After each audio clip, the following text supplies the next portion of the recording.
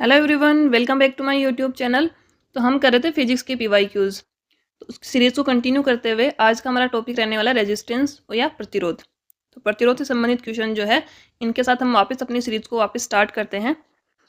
तो पहला क्वेश्चन है, व्हेन टू और more resistors are connected sequentially to each other they are attached. कि दो या दो से अधिक प्रतिरोध हैं, उनको हमने अनुक्रमिक रूप से जोड़ा है, तो वो किस प्रकार जुड़े हुए होंगे। तो ये कहना चाह रहा है कि हमारे पास जैसे कि ये प्रतिरोध है, इनको हमने सिक्वेंसली इस तरह से जोड़ा है एक अनुक्रम में। तो ये किस क्रम में जुड़े हुए हैं? ये जुड़े हुए हैं सीरीज ऑर्डर में या श्रृंखला क्रम में ये जुड़े हुए हैं। इसका आंसर हो जाएगा ऑप्शन सी। तो जब दो या दो से अधिक प्रतिरोध होंगे वो अनुक्रम में जुड़े हुए हैं, तो वो किस क्रम में होंगे? श्रृंखला क्रम में होंगे या श्रेणी क्रम में भी इसको कह सकते हैं। तो ये हो जाएगा इसका आंसर सी। नेक्स्ट क्वेश्चन है, which of the following substance has very high resistance. निम्नलिखित में से किस पदार्थ का प्रतिरोध बहुत अधिक होता है? यदि हम वेरी हाई रेजिस्टेंस की बात करें तो हाई रेजिस्टेंस उस पदार्थ का होगा जो कि एक तरह से हम कहें कि उसमें से धारा प्रवाहित ना हो। और धारा प्रवाहित उन पदार्थों में से नहीं होती जो एक तरह से क्या होते हैं, कुचालक होते हैं। जो इंसुलेटर्स होते हैं उनका प्रतिरोध बहुत अधिक होता है, इसलिए से उनमें धारा का प्रवाह न के बराबर होता है। तो इसका आंसर क्या हो जाएगा? इंसुलेटर या कुचालक। कंडक्टर तो होते हैं, उनमें धारा का प्रवाह होता है, तो इसीलिए हम लोग क्या कहते हैं, चालक या कंडक्टर कहा जाता है। सेमी कंडक्टर में कुछ कंडीशंस में होता है, नॉर्मली नहीं होता है। और इंसुलेटर जो होता है कुचालक, उनमें धारा का प्रवाह नहीं होता, इसलिए इनमें रेजिस्टेंस सबसे ज़्यादा होता है। ठीक है, अगला प्रश्न है, if two resistance of 2 ohm are connected in parallel what will be the resulting resistance. यदि 2 ओम के दो प्रतिरोध हैं, उनको समांतर क्रम में जोड़ा गया है, तो परिणामी प्रतिरोध क्या होगा? कि हमारे पास दो प्रतिरोध हैं 2 ओम के, दोनों कितने के हैं? 2 ओम के हैं। उनको हमने समांतर क्रम में या पैरेलल ऑर्डर में जोड़ा है। तो ये पूछ रहा है कि रिजल्टिंग रेजिस्टेंस कितना होगा। तो समांतर क्रम में परिणामी प्रतिरोध निकालने का फॉर्मूला होता है 1 divide by R is equal to 1/R1 plus 1/R2। तो इसमें 1/R ये तो हमारा रिजल्टिंग रेजिस्टेंस होगा। R1 दोनों की वैल्यू सेम है, 1/2 plus 1/2। Then 1/R is equal to कितना हो गया हमारा 1। तो R की वैल्यू क्या आएगी? 1 ओम। तो रिजल्टिंग रेजिस्टेंस क्या होगा? परिणामी प्रतिरोध की वैल्यू आएगी 1 ओम। नेक्स्ट क्वेश्चन है, 4 resistors of 1 ohm are connected in series order find the resulting resistance. 4 प्रतिरोध हैं 1 ओम के, उनको हमने श्रेणी क्रम में जोड़ा है, तो परिणामी प्रतिरोध ज्ञात करना है। अब श्रेणी क्रम में यदि प्रतिरोध जोड़े गए हैं तो वहाँ पर परिणामी प्रतिरोध ज्ञात करने का फॉर्मूला होता है, सबको ऐड करना है, R1 plus R2 plus R3 plus R4। अब हमारे पास तो यहाँ पर हमें 4 प्रतिरोध दिए हैं, अगर आगे भी दिए हों तो ये आगे भी इसमें ऐड होते जाएंगे।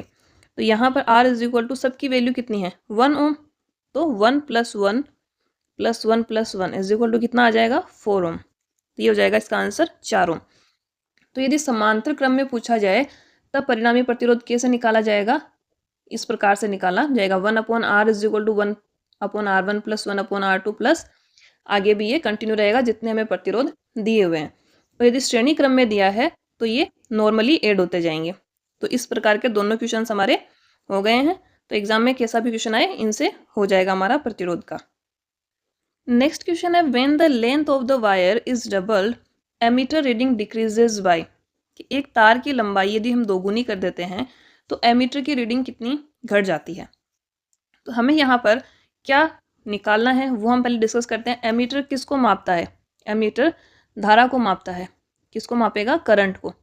तो ये एक तरह से ये पूछना चाह रहा है कि करंट में क्या जो है अंतर आएगा या उसमें कितनी वो डिक्रीज होगी करंट, ये हमें क्वेश्चन पूछ रहा है।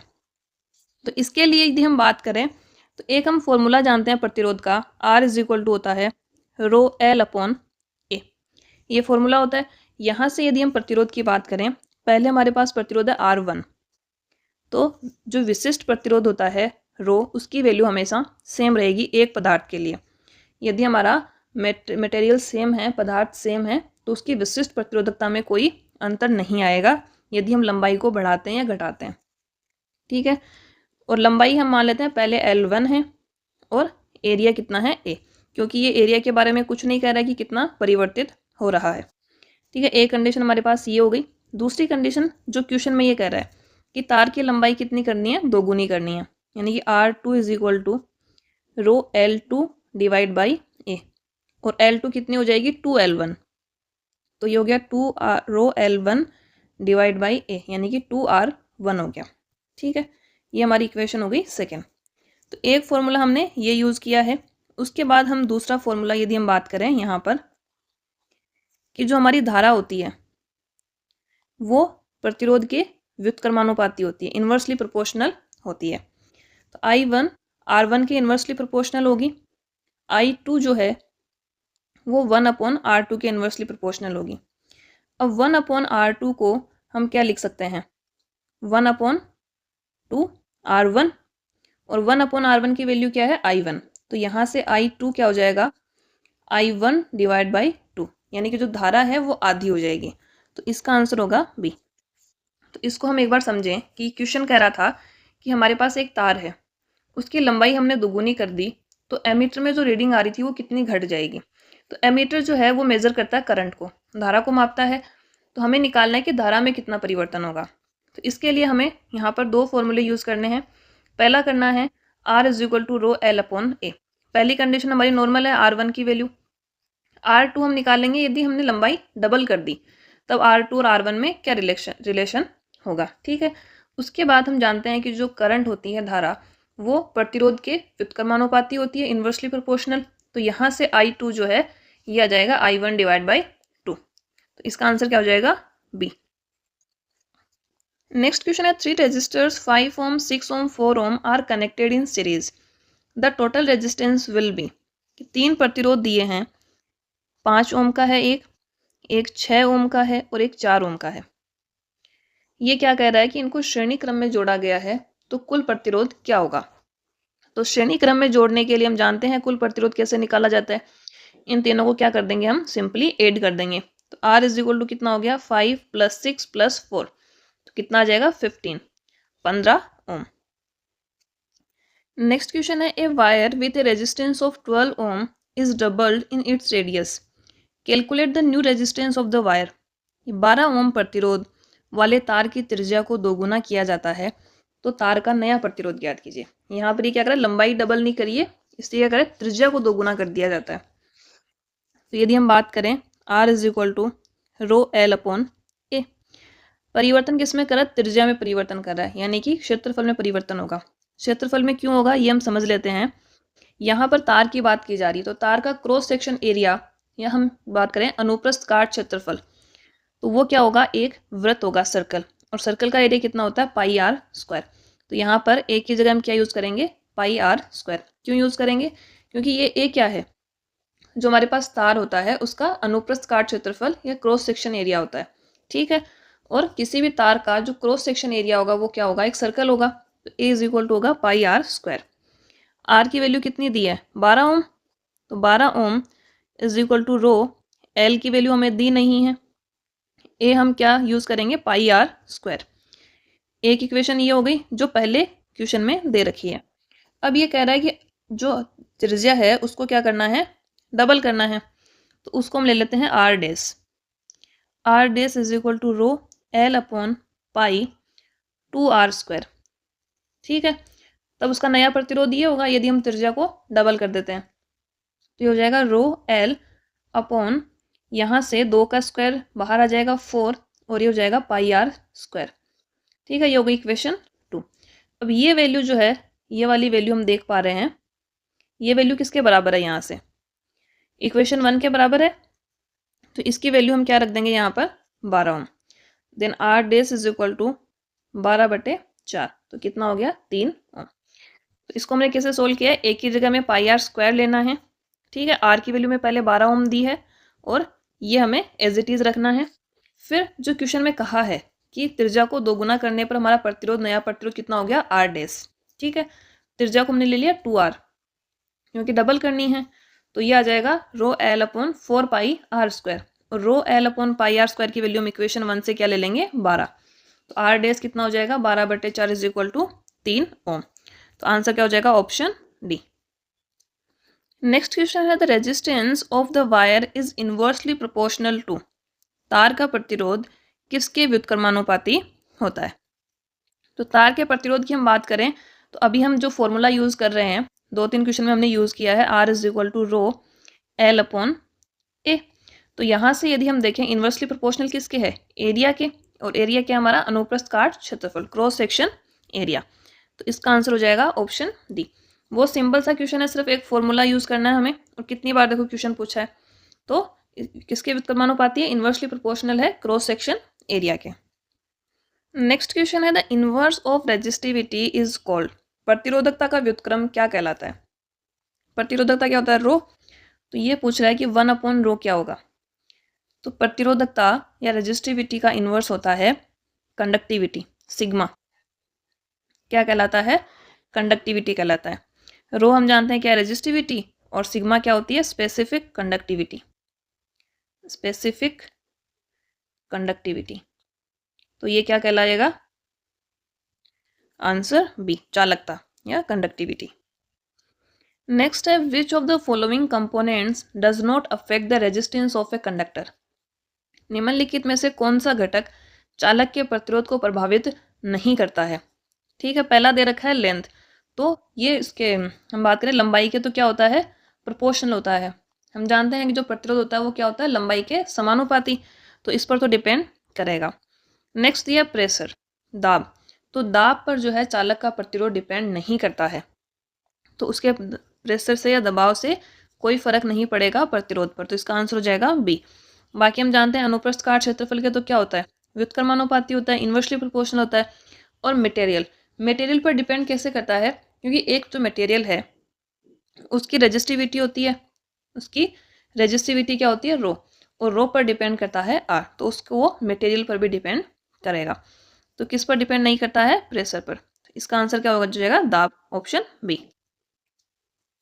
नेक्स्ट है which of the following substance has the highest resistivity. निम्नलिखित में से किस पदार्थ का प्रतिरोध सबसे अधिक होता है। इसमें हमें ऑप्शन दे रखे हैं एबोनाइट, तांबा, नाइक्रोम और कांच। तो इनमें यदि हम देखें तो सबसे अधिक हाईएस्ट रेजिस्टिविटी या सबसे अधिक प्रतिरोध होता है एबोनाइट का। किसका होगा, एबोनाइट का सबसे अधिक प्रतिरोध होता है। नेक्स्ट क्वेश्चन है व्हेन 2 और more resistors are connected between 2 identical points they are associated with. जब 2 या अधिक प्रतिरोधों को हम समान बिंदुओं के बीच जोड़ते हैं तो वो किस क्रम में जुड़े हुए होंगे। यदि हम 2 समान बिंदुओं के बीच कोई प्रतिरोध जोड़ें, ठीक है, यहाँ पर हम कितने भी जोड़ सकते हैं, 2, 3, 4। तो अब ये इन 2 पॉइंट्स के बीच में ये प्रतिरोध जुड़े हुए हैं, तो ये किस क्रम में जुड़े हुए हैं, समांतर क्रम में, इन पैरेलल ऑर्डर। तो ये क्या हो जाएगा, आंसर सी। यदि 2 आइडेंटिकल पॉइंट्स के बीच में रजिस्टर्स जुड़े हुए हैं तो वो किस में होंगे, पैरेलल ऑर्डर में। नेक्स्ट क्वेश्चन है if 2 resistors have the same potential they are. यदि 2 प्रतिरोधों का विभव समान है तो वे हैं। यदि 2 प्रतिरोध हैं और उन पर पोटेंशियल यानी कि विभव समान होता है तो वो समांतर क्रम में जुड़े होते हैं। किस में जुड़े होंगे, कनेक्टेड इन पैरेलल, समांतर रूप से जुड़े हुए होते हैं। और यदि 2 प्रतिरोधों के बीच में यदि उनमें धारा समान प्रवाहित हो रही है तो इसका अर्थ क्या है कि वो श्रेणी क्रम में जुड़े हुए। तो इसका आंसर तो क्या होगा, इन पैरेलल ऑर्डर, समांतर क्रम में जुड़े हुए हैं, इसलिए उन पर जो पोटेंशियल है वो सेम रहेगा।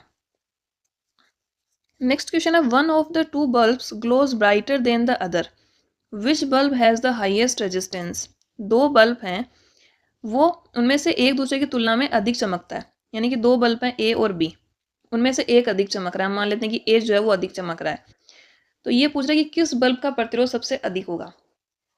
अब जिस बल्ब में कम धारा प्रवाहित होगी यानी कि उसका प्रतिरोध अधिक होगा, जिसमें कम धारा प्रवाहित होगी उसमें चमक भी कम होगी या वो कम हमें चमकदार दिखाई देगा।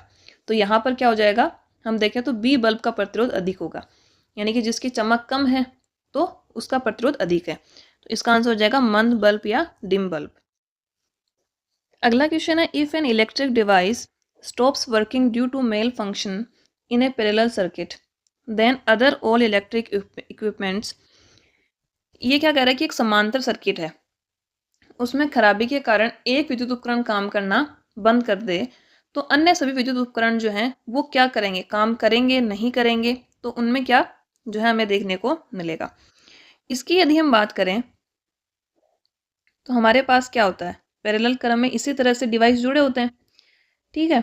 हम ये मान लें कि हमारे पास 3 डिवाइस जुड़े हुए हैं यहाँ पर। ये डिवाइस 1 है, ये डिवाइस 2 है और ये डिवाइस 3 है। ठीक है, यदि हम मान लें कि जो डिवाइस 1 है हमारा वो काम नहीं कर रहा, वो ख़राब हो गया, तो अब जो डिवाइस 2 और 3 हैं वो किस प्रकार काम करेंगे? पहले जो काम कर रहे थे उससे अधिक काम करेंगे या उसके बराबर काम करेंगे या काम करेंगे ही नहीं? तो वो हम बात करें तो समांतर क्रम में हम क्या जानते हैं कि यहाँ से हमारे पास कोई धारा प्रवाहित हो रही है तो आगे सब में प्रवाहित होगी। आगे इसमें I1 प्रवाहित होगी, इसमें I2 प्रवाहित होगी और इसमें I3 करंट फ्लो होगी।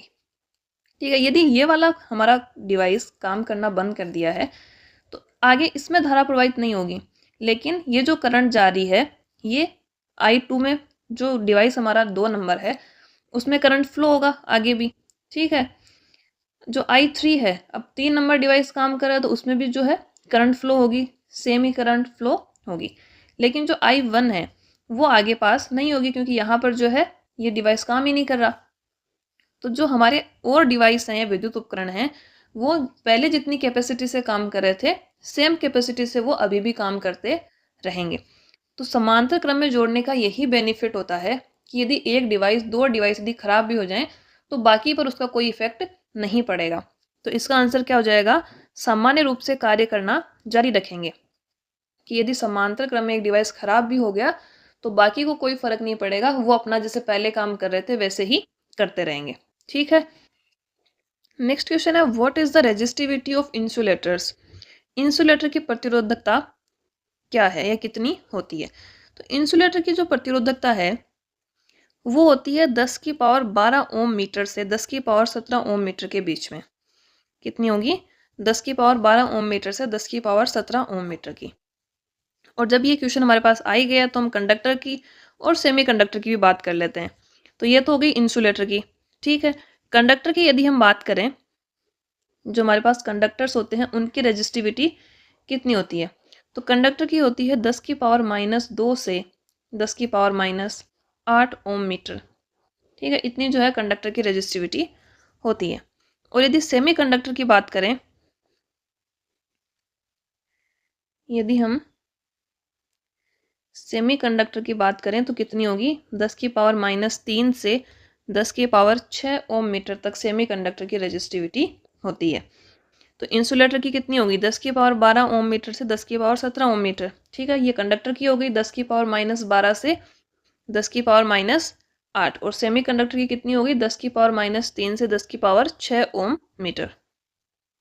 नेक्स्ट क्वेश्चन है resistance is equal to voltage upon R is equal to क्या होता है? V upon I. तो यहाँ पर क्या आ जाएगा? करंट, धारा। तो प्रतिरोध is equal to voltage upon current. ठीक है, नेक्स्ट है the SI unit of is ohm. Ohm जो है वो किसकी SI यूनिट है? ओम SI यूनिट है प्रतिरोध की। किसकी होती है? रेजिस्टेंस की। तो इसका आंसर हो जाएगा ऑप्शन डी। नेक्स्ट है when several resistances are added to their combined resistance is less than the minimum resistance among them. कि जब कई प्रतिरोधों को किस क्रम में जोड़ा जाए कि उनका सम्मिलित प्रतिरोध या हम कहें परिणामी प्रतिरोध सबसे कम प्रतिरोध से भी कम होता है। ठीक है, तो ये क्या कहना चाह रहा है कि यदि हम मान लें कि हमारे पास 1-1 ओम के भी 2 प्रतिरोध हैं। ठीक है, या फिर हम मान लें कि एक 1 ओम का है और एक हम मान लेते हैं 3 ओम का है। ठीक है, ये हमारे पास 2 प्रतिरोध हैं। तो इनको हम किस क्रम में जोड़ें कि जो हमारा परिणामी प्रतिरोध आए वो 1 ओम से भी कम आता हो? तो इसकी यदि हम बात करें तो पहली हम कंडीशन लेते हैं इसको, वैसे तो इसका वो आएगा आंसर समांतर क्रम में, लेकिन इसको हम समझ लेते हैं। फर्स्ट कंडीशन की यदि हम बात करें कि उसको हम सीरीज ऑर्डर में लें। ठीक है, यदि हम सीरीज ऑर्डर में लेते हैं तो R इज इक्वल टू क्या होगा? R1 + R2 यानी कि 1 + 3 यानी कि 4 ओम। तो ये तो क्या आ रहा है? ज़्यादा आ रहा है। तो जो हमारा सबसे अधिक वाला प्रतिरोध है उससे भी ज़्यादा आता है श्रेणी क्रम में। ठीक है, यदि क्वेश्चन को इस प्रकार पूछ लिया जाए कि प्रतिरोधों को हम किस क्रम में जोड़ें कि जो सम्मिलित प्रतिरोध या परिणामी प्रतिरोध आए वो सबसे अधिक प्रतिरोध से भी ज़्यादा आए, तो वो उसका आंसर क्या होगा? श्रेणी क्रम में। ठीक है, सेकेंड कंडीशन हमारी बनती है कि यदि हम उसको पैरेलल ऑर्डर में जोड़ें, ठीक है, समांतर क्रम में जोड़ें, तब कितना होगा? 1/R1 is equal to 1/R1 + 1/R2 यानी कि 1/1 प्लस 1/3। तो ये 1/r कितना हो जाएगा 4/3। ठीक है, that implies r is equal to कितना आएगा 3/4। तो यहाँ पर r की वैल्यू कितनी आएगी 0.75 ओम, यानी कि जो हमारा सबसे छोटा वाला प्रतिरोध है उससे भी कम आ रही है परिणामी प्रतिरोध की वैल्यू। तो इसका आंसर क्या होगा समांतर क्रम या पैरेलल ऑर्डर में। तो दोनों क्वेश्चंस यहाँ से बन सकते हैं। एक तो जो आया हुआ ही है क्वेश्चन कि यदि सबसे कम प्रतिरोध है उससे भी कम प्रतिरोध हो तो उसका आंसर तो क्या होगा पैरेलल। और यदि ये हमने एक्स्ट्रा में समझा है यहाँ पे कि यदि इस प्रकार पूछ लिया जाए कि समृद्ध प्रतिरोध सबसे बड़े वाले प्रतिरोध से भी अधिक हो तब किस क्रम में जोड़ेंगे सीरीज में। ठीक है, नेक्स्ट है what would be the resistance of such a wire in which a 2 volt potential is applied and the current flowing through the wire is 1 ampere. यहाँ पर क्या पूछ रहा है कि तार का प्रतिरोध कितना होगा जिसमें 2 वोल्ट विभव लागू किया जाए, यानी कि वोल्टेज कितना है 2 वोल्ट और 1 एम्पियर की उसमें धारा प्रवाहित हो। I इज इक्वल टू कितना है 1 एम्पियर। तो R इज इक्वल टू हम जानते हैं V/I होता है। तो 2 divide by 1 is equal to कितना आ जाएगा 2 ओम। तो इसका आंसर होगा ऑप्शन बी। नेक्स्ट है if the resistance of a conductor is reduce to half its thermal effect will be. यदि किसी चालक का प्रतिरोध आधा कर दिया जाए तो इसका ऊष्मीय प्रभाव क्या होगा। तो ऊष्मा H इज इक्वल टू हम जानते हैं ये होता है I²RT। कितना होता है I²RT।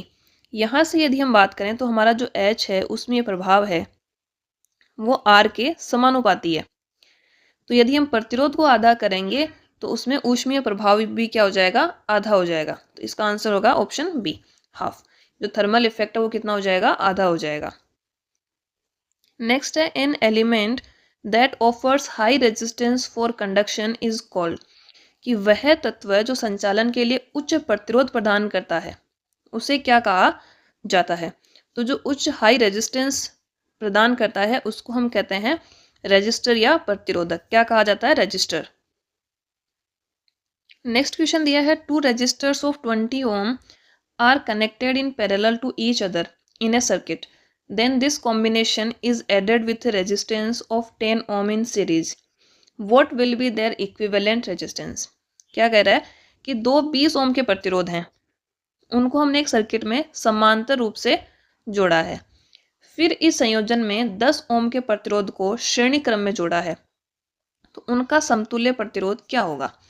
2 प्रतिरोध तो किस में है समांतर क्रम में 20-20 ओम के। ठीक है, और एक जो R3 है वो श्रेणी क्रम में है और हमें निकालना है इक्विवेलेंट रेजिस्टेंस या समतुल्य प्रतिरोध। तो सबसे पहले हम समांतर क्रम वालों को सोल्व करेंगे इन दोनों को।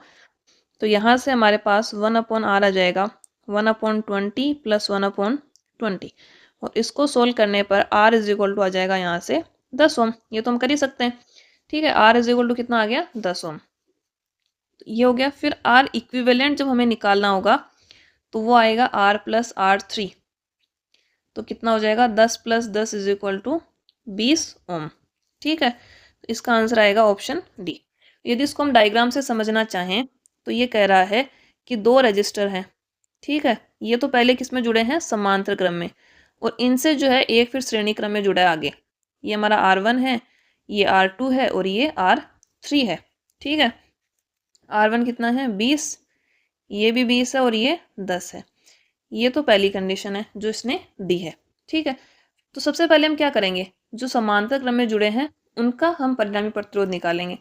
तब हमारे पास कंडीशन इस प्रकार की बन जाएगी। ये तो इनका परिणामी प्रतिरोध हो गया जो हमने निकाला है R इज इक्वल टू 10 ओम और ये आगे हमारा R3 जुड़ा हुआ ही था।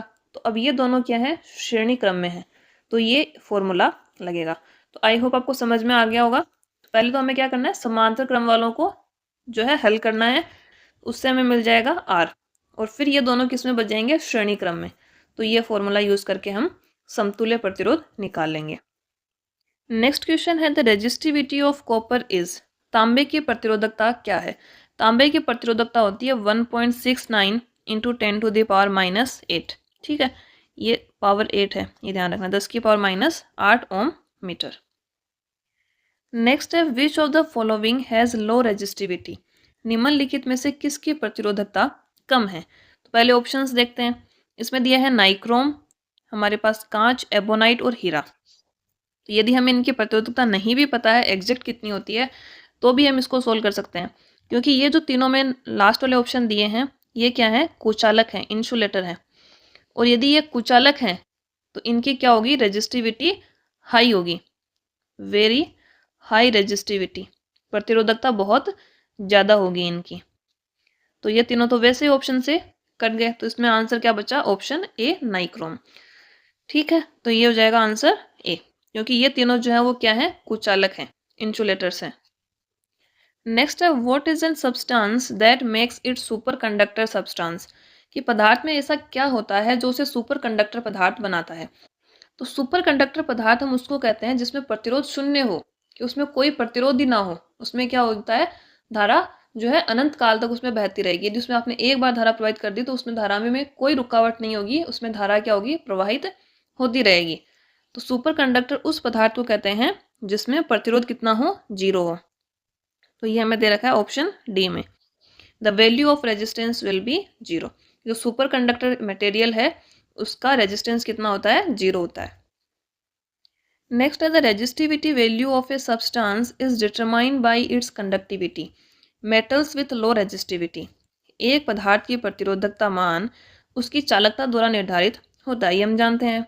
तो कम प्रतिरोधकता वाली धातुएं किस प्रकार व्यवहार करेंगी, तो जिनके प्रतिरोधकता कम है तो वो क्या होता है, वो कंडक्टर्स होंगे, क्या होंगे, चालक की तरह व्यवहार करती हैं। इसका आंसर हो जाएगा ऑप्शन बी।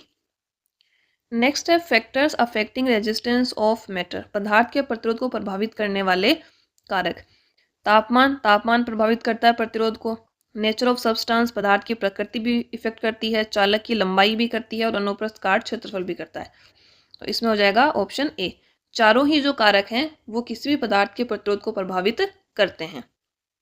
तो क्या क्या इफेक्ट करेगा, तापमान भी करेगा, पदार्थ की प्रकृति कैसी है वो भी इफेक्ट करेगी, लेंथ भी करेगी, और अनुप्रस्थ काट क्षेत्रफल भी इसको इफेक्ट करेगा।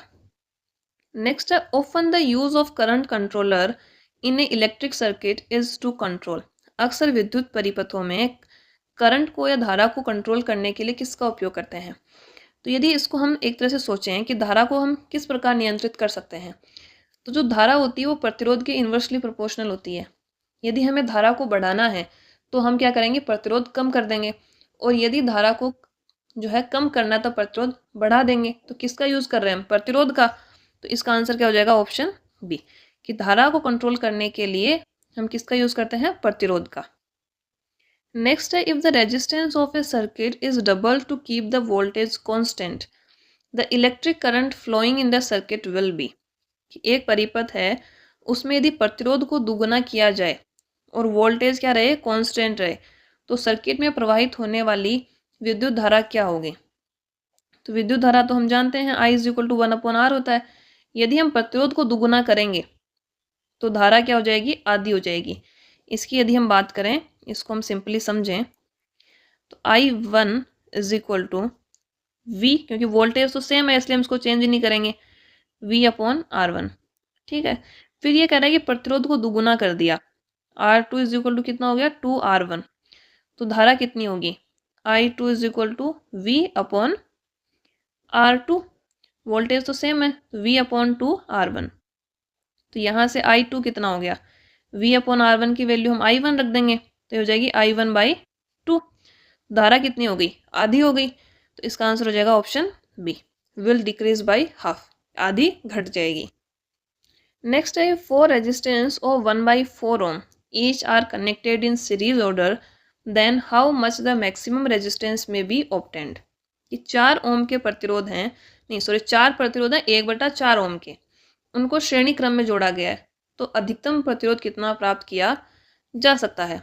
अधिकतम प्रतिरोध प्राप्त करना यानी कि हमें परिणामी प्रतिरोध निकालना है।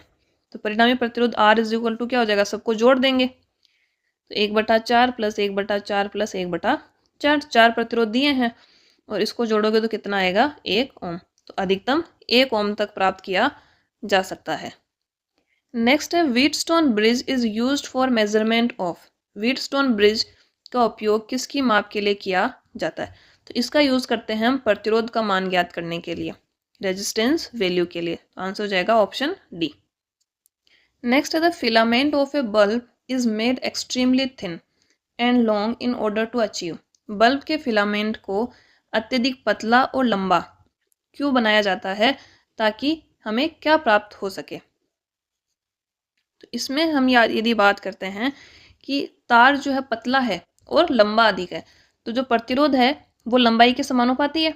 यदि लंबाई अधिक है तो प्रतिरोध भी क्या होगा, ज़्यादा होगा। और पतला है यानी कि उसका जो एरिया है वो कम है, तो R 1/A। तो यदि एरिया कम है तो प्रतिरोध ज़्यादा होगा। तो किसी भी बल्ब के फिलामेंट को हम लंबा रखते हैं और पतला रखते हैं, किस लिए? क्योंकि हमें उच्च प्रतिरोध प्राप्त हो सके, हाई रेजिस्टेंस प्राप्त हो सके, इसलिए हम उसको जो है लंबा और पतला रखा जाता है फिलामेंट को।